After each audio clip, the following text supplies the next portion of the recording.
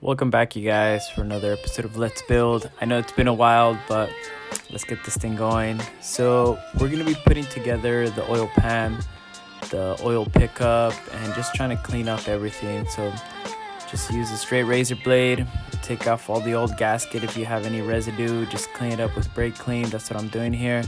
Just try to get the surface nice and clean and prepped up for the new oil pan. Don't forget to grab your gasket for the oil pickup, bolts, and tying them down.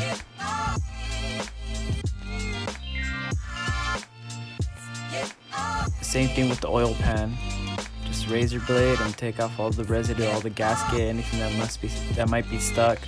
A lot of the gaskets are either usually rubber or cork, and the cork usually tends to break off and just stick really bad. So sometimes there'll be RTV, so just take off everything.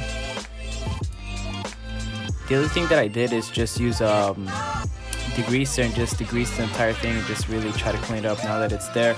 I want to make sure that everything's nice and clean before I put it back on the engine. I was having a hard time taking off all the RTV and all the residue that I just used fire. So I just used fire to heat up the residue, and then just with the steel brush, I just brushed it all off, which made it really easy, actually a lot easier. So I really wanted to get everything off.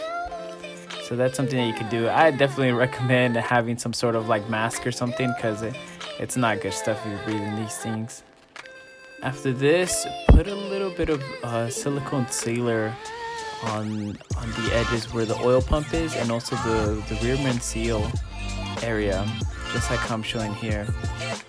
That's what's recommended on the maintenance manual, so you should probably do that. And then lay down your gasket. What I'm doing here is just a bead of RTV, just so I can make sure that this thing's not gonna leak, because I would hate for this thing to leak once it's all put and done. But after this, just carefully put your oil pan in, tying down everything evenly, so go in a cross pattern.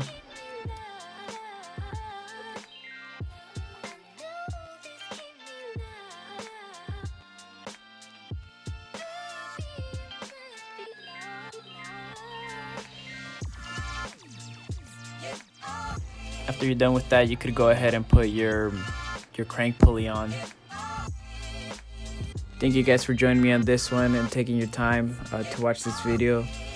See you guys in the next one, and remember, every day is a beautiful day.